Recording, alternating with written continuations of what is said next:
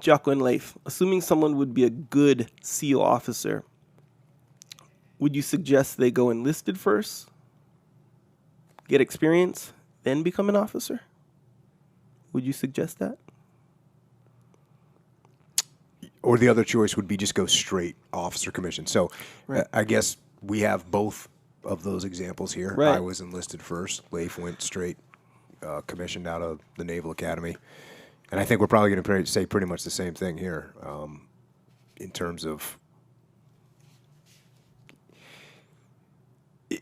to me, it doesn't really matter. It doesn't really matter where you get your commission from. It doesn't really matter if you get a commission. It doesn't really matter. There's guys in the SEAL teams, there's enlisted senior leaders that are awesome examples. They're awesome leaders. They change people's lives. They have a huge impact on the battlefield. There's obviously officers that do the same thing. I think, I had an incredibly lucky career, and I had a great career, and I wouldn't change any part of it at all. I was lucky enough to be an enlisted guy and do multiple deployments as an enlisted guy, and then be an officer and do multiple deployments as an officer. And it was great. And I wouldn't change any part of it. And I know plenty of guys that were officers their whole career, and they wouldn't change any of that. And I know plenty of guys that were enlisted guys their whole career, and they wouldn't change any of that. So I think the important thing is think about what piece of the puzzle you want to fit into and what you really want your expertise and your job to be. I don't know. What do you think, Leif? You wish you would have done some time as an E-dog, as a sled dog? For sure. I mean, look, there's a part of me that certainly always wishes that. But look, I think it's just a different job. You're going to always, as an officer straight out of a commissioning source, I had to lean on those. I had to lean on those chiefs. I had to lean on those leading petty officers, those folks who had experience, who could help me and guide me. And, no matter who you are, you're not going to have it all figured out. And it's something that, Jocko, you talk about often, we talk about often, and when we work with companies. So having run our leadership course, what we call the junior officer training course, and every single SEAL officer that graduates from every commissioning source that graduates from the SEAL training pipeline goes through this course. It was about a 5-week course, 4 week of classroom, 1 week of field training exercise, where we're kind of out in the field and putting these guys through some challenges. And I led that for 2 years. I instructed that course, and I think we put 130 something officers through that. And the best officer, we had some great officers that went through that, and probably the best officer I put through was a prior enlisted SEAL. We had some officers that struggled, and probably the guy who struggled the most was another prior enlisted SEAL. Both these guys had been prior enlisted and commissioned officers. So it just goes to show you that every source, whether it's a Naval Academy, whether it's prior enlisted and going to Seaman Admiral program, whether it's coming in through OCS, Officer Candidate School, or ROTC, at universities, you've got outstanding people that come out of those commissioning sources. You got some people that aren't that good that come out of those commissioning sources. So it's about you, and I think it's kind of immaterial. The physical part is pretty important, right? Going in. Well, of course, you got to have some level of athleticism, but it's not.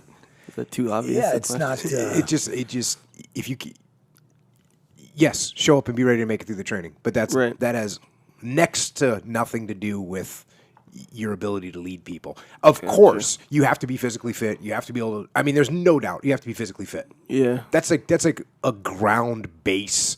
Right. No doubt about it. So if you don't have that, you're not even close. So everybody that is going to be in a leadership position in the SEAL teams is physically fit, period. Gotcha. Okay. Yeah, I'm for whatever reason thinking just to be a SEAL. Okay, cool. All right, next question. Jocko and Leif, are your book's principles universal or only for U.S. audience? We work with audiences anywhere. They apply to anywhere. Across the world, human beings in any kind of leadership capacity, in any capacity, and business or life. And Jocko and I have actually done a lot of work internationally as well. So I've spoken to groups in Europe. I've worked with leadership training groups from China and spoken in Canada. I mean, across the world, where leaders are leaders. They're dealing with the same kind of problems, same kind of issues. This is not universal. It only applies to America. It applies anywhere. Yeah, and what I found is, and Jockey always talk about like how it's relationships, building relationships up and down the chain of command. So, and really that relationships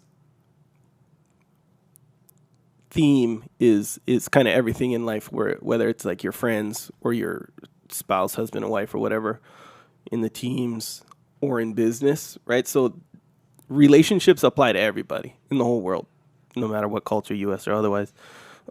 So each different type of person, right, where the people who read your guys' book isn't always going to be a military guy or a business guy. But I just had a friend who sent me a picture. He was in Frankfurt, Germany, walking through out of his hotel, and there's a guy sitting in the lobby at like the coffee bar reading Extreme Ownership in Germany. So, this is it's everywhere. And I think leaders who seek to be better, this book is for them. The principles in this book are for them. And a lot of the companies we work with, even if they're based in the U.S., they have ties to other countries, manufacturing plants in Mexico or China or across the world, and do business across the Atlantic Ocean, across the Pacific Ocean. It's a very international, interconnected world out there, and there's most of the companies we're working with these days have offices in South America or Asia or Europe, and they're kind of worldwide. This is going to sound kind of crazy, but this could easily be a relationship counseling guide as well.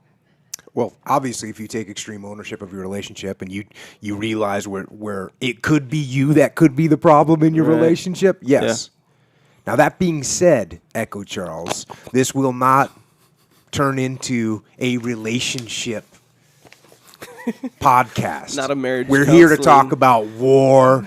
You're not going to be Dr. Laura? Yes. It's not happening here. Not happening. Good try. Good try, Echo.